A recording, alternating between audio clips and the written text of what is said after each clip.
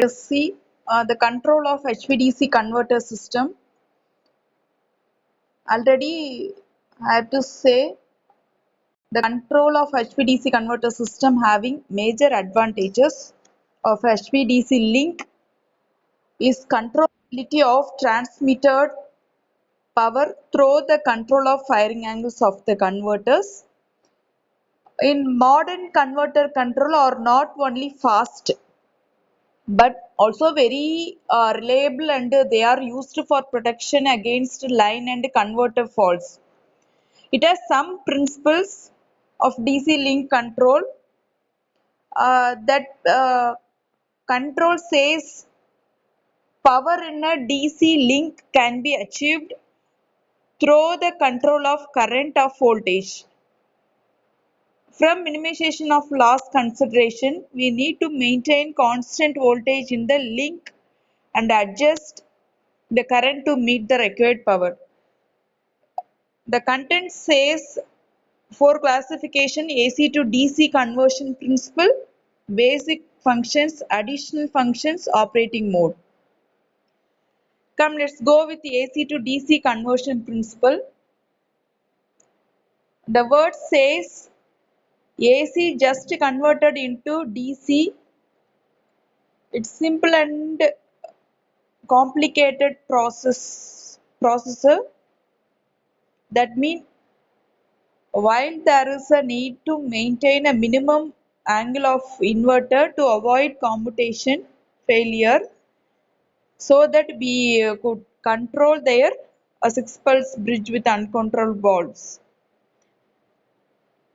This 6-pulse bridge with uncontrolled valves, a master controller for a bipole is located at one of the terminal and is provided with power order. That means P reference from the system controller or from energy control center.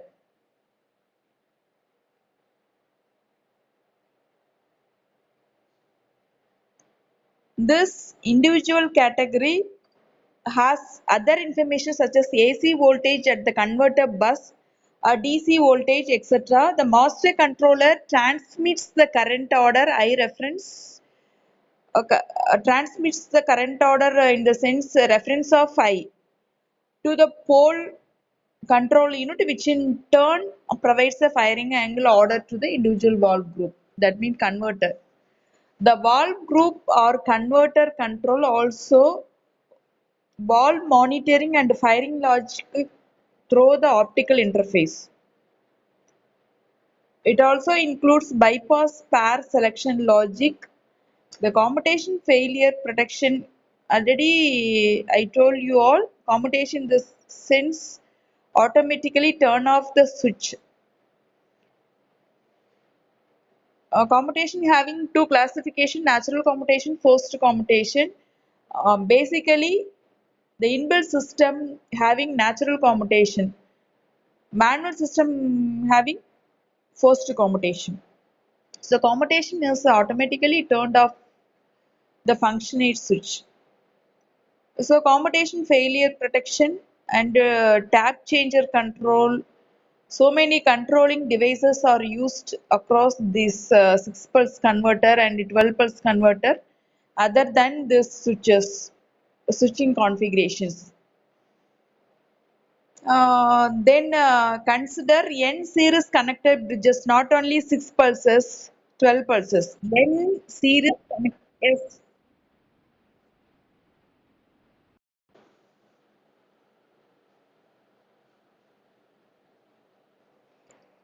Then the continuous conduction of this pair injects AC voltage into the link, which can give rise to current and voltage oscillation due to lightly damped oscillatory circuit.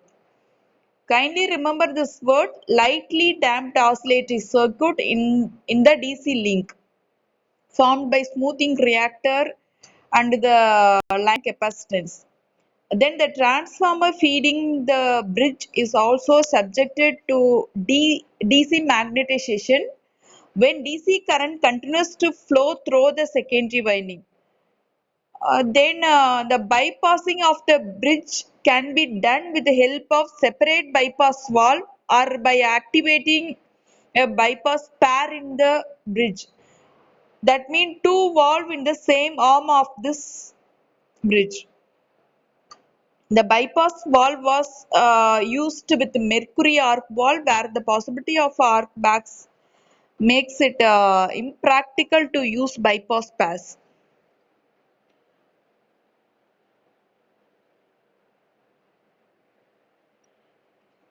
Then with thyristor valve, the use of bypass pair is the practice as it saves the cost of an extra valve. With the selection of bypass pair, with the selection of bypass pair 1 and 4 or the commutation from valve 2 to 4 is there. But the commutation from valve 3 to valve 5 is prevented. In this case, a predetermined choice of the bypass path, the time lapse between the blocking command and the current transfer to bypass path can vary from 60° to 180°. For a rectifier bridge, on the 60° and 180° for a rectifier bridge only. In the inverter, there is no a time lag involved in the activation of the bypass pair. I show you here what I told to you, the circuit mentioned here. Okay, the wall voltage waveforms for the rectifier and inverter during de-energization are shown here. The overlap is neglected. The current from bypass pair is shunted to a mechanical switch S1. With the aid of the isolators S, the bridge can be isolated. The isolator pair S and switch S1 are interlocked such that one or both are always closed. So here, then the energization of a blocked bridge is done in two stages. The current is first diverted from S1 to the bypass pair. For this to happen, S1 must generate the required arc voltage, and to minimize this voltage, the circuit inductance must be small. In case the bypass pair fails to take over the current, S1 must close automatically. If the current in that does not become zero after a predetermined time interval, AC breakers with sufficient arc voltage but with reduced braking capacity are used as switch S1. I show here. In the second stage of energization, the current is diverted from the bypass pair. For the rectifier, this can take place instantaneously, neglecting overlap. The voltage waveform for this case are shown below of this wave. Yes, this representation. Next, startup of DC link. There are two different startup procedure depending upon the condition of converter firing controller provides a short gate pulse or long gate pulse. A long gate pulse lasts nearly 120°, the average conduction period of a valve. Startup with long pulse firing, there is three classification. D block inverter at about gamma equal to 90°, D block rectifier at gamma equal to 85°, a ramp up voltage by inverter control and the current by rectifier control. Then start up with short pulse firing. Yes. Open bypass switches at one terminal. Next, deblock the terminal and load to minimum current in the rectifier mode. Third one is open bypass switch at the second terminal and commutated current to the bypass pair. Next, start the second terminal also in the rectifier mode. Fourth, the inverter terminal is put into the inversion mode. Sixth, ramp up voltage and current. The voltage is raised before rising the current. This permits the insulation of the line to be checked before rising the power. Then the ramping of power avoids stressors and the generator shaft. Then the switching surges in the line are also reduced. The required power ramping rate depends on the strength of the AC system. Then weaker system require fast restoration of DC power for maintaining transient stability. This is switching configuration of 6 pulse converter. Mentioned different colors across the switches because the operating mode categories. So the current order is obtained as the quantity derived from the power order by dividing it by the direct voltage. The limits on the current order are modified by the voltage dependent current order limit. Simply, the voltage dependent current order limit called VDCOL. The VDCOL means voltage dependent current order limit. The objective of this voltage dependent current order limit is to prevent an individual thyristor from carrying full current for long period during commutation failure. Then basic functions, the basic functions having some initial determination. The initial determination depends generating fire pulse to the thyristor valve.